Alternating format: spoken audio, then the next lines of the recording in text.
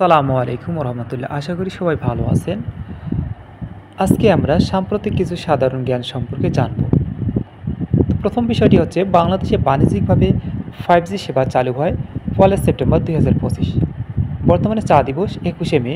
যুক্তরাজ্যের প্রথম মুসলিম স্বরাষ্ট্রমন্ত্রী শাবানা মাহমুদ।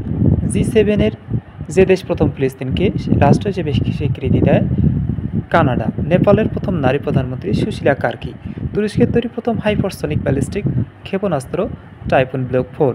এডিস মশার লার্ভার ঘনত্বের পরিমাপের একক ব্রোডু ইন্ডেক্স। 2025 সালের অ্যাপেক সম্মেলন অনুষ্ঠিত হবে গিয়ংজু, দক্ষিণ কোরিয়া, যেটি অনুষ্ঠিত হবে আগামী 31 অক্টোবর থেকে 1 নভেম্বর পর্যন্ত।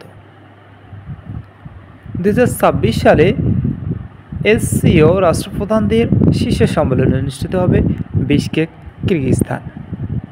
তো আজকে এই পর্যন্তই।